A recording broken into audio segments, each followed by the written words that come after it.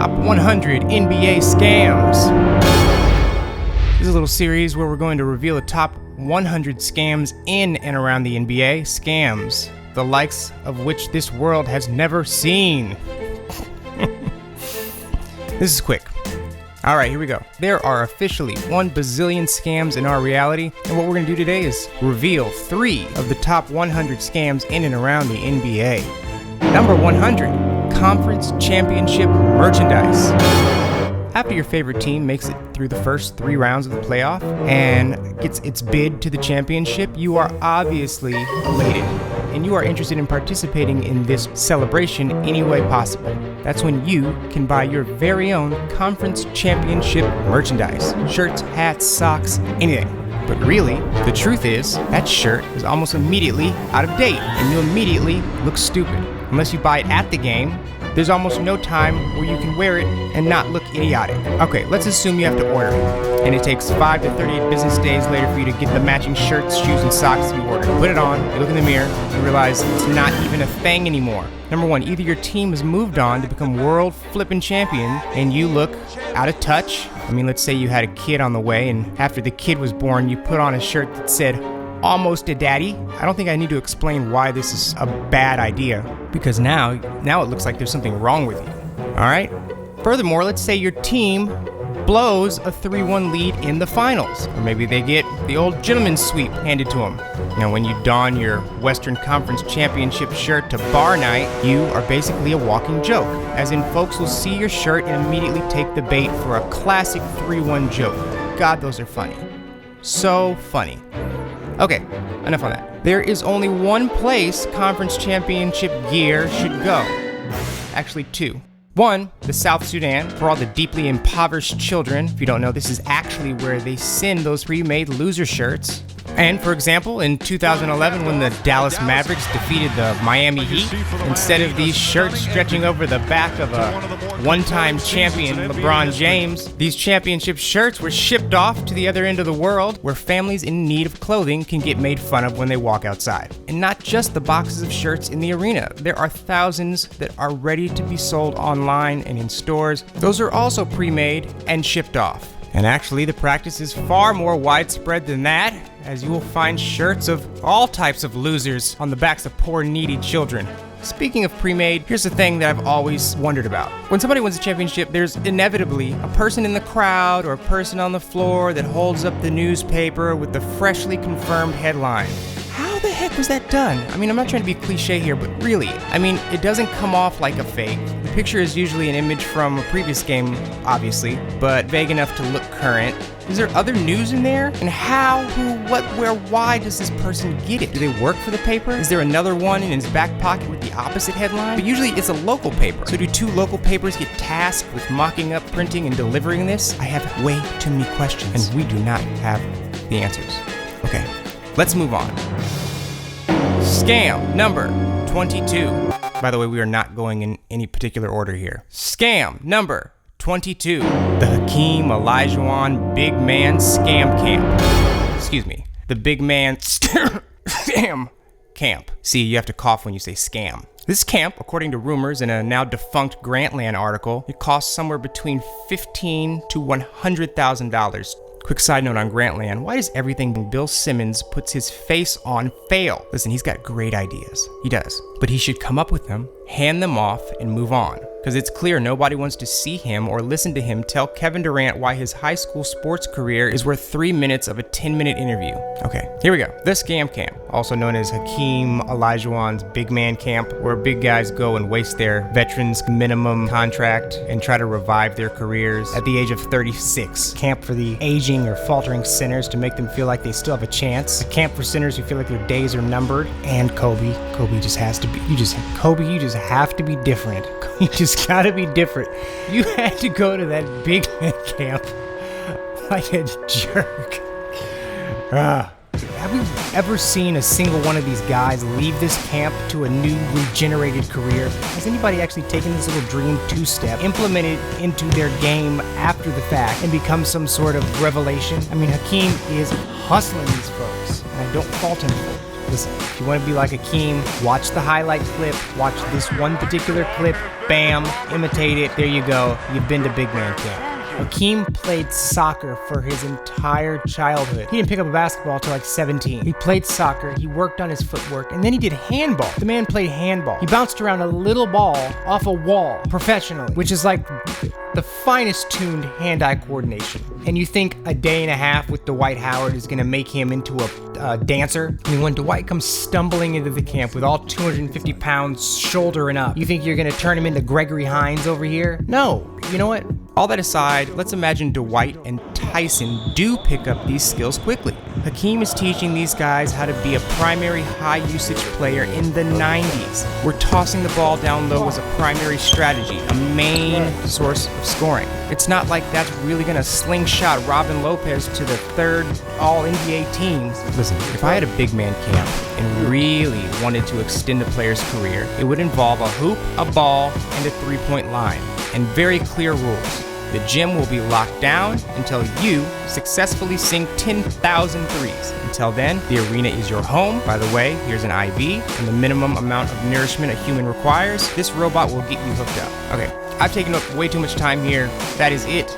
No number 3 today. Actually, no, let's call the Bill Simmons thing number 3. Bill Simmons is the number 16 on the top 100 scams because he keeps doing it and doing it over again. Okay, so there's your 3 of the top 100 NBA scams. I plan on revealing 3 a month, and that means this should take about 8 years.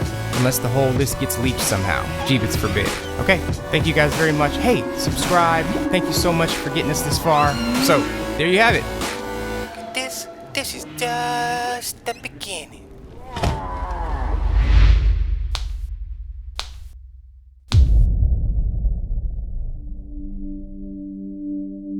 Okay, I need to make it clear why I'm even doing this. It's one thing to know somebody is lying to you, but it's a whole other thing when all these people and corporations start monetizing that lie. That's why it's so significant when Jordan brought Leroy to the Hall of Fame. It was the most blatant, defiant attempt at holding up this lie.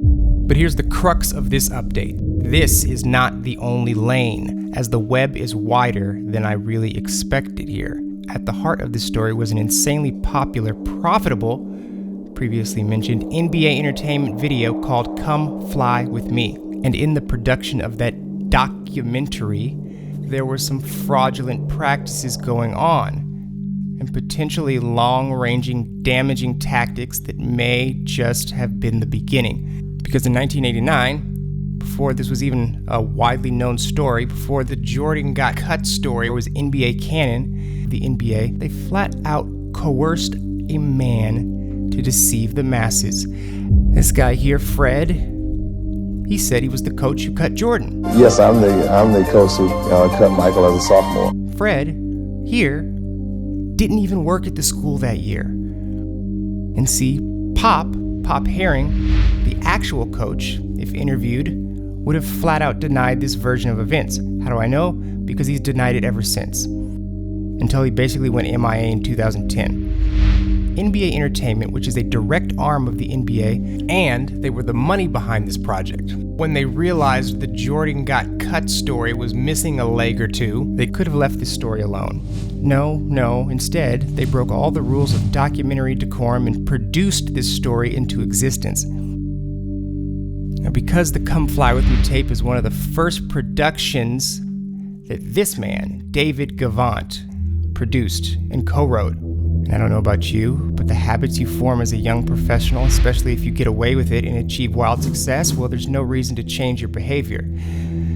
Because he produced this and went on to produce dozens of sports documentaries, including these staples, these 30 for 30s, he went on to win multiple awards in the documentary category. And again, if he would push a lie and sign off on this initial fiction in order to sweeten a story, well, why wouldn't he do it again? So what else isn't true in his following work? I mean, I'm telling you, this is small fries in today's news, but for folks in and around the sports world and the documentary world, it would be a bit of a scandal if parts of these documentaries were just fiction. For example, does anybody remember the author James Fry? He He wrote the book A Million Little Pieces. Do you remember what this man went through when it was revealed his book about his life wasn't entirely based on his life, right?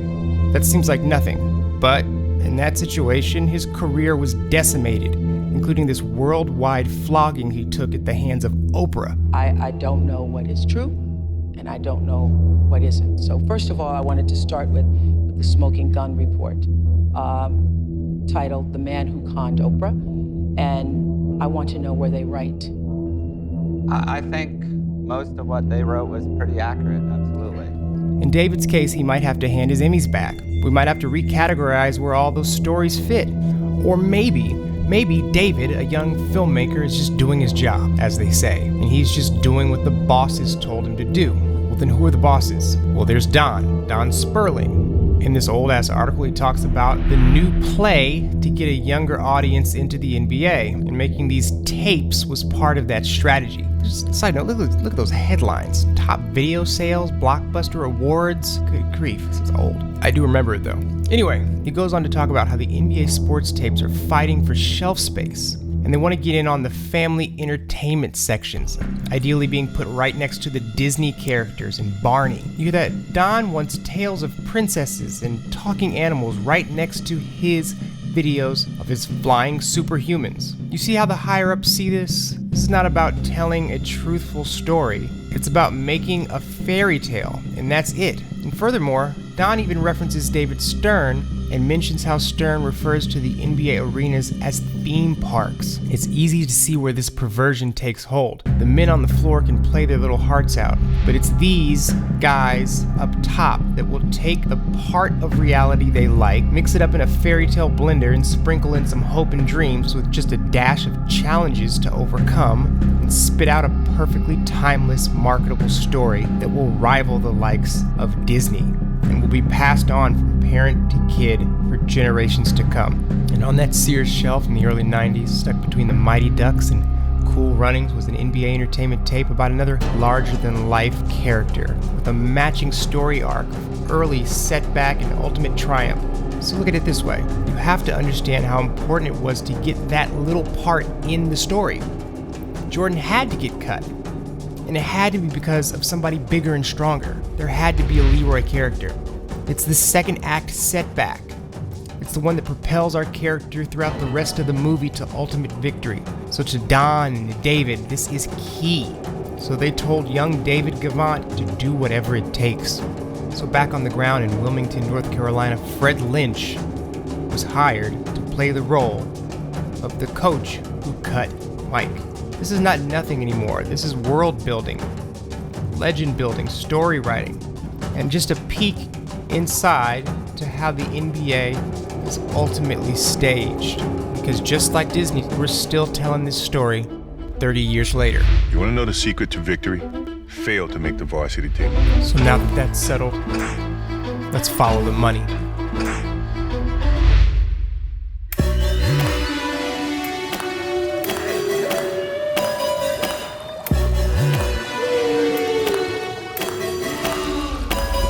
The humpback is something really beautiful.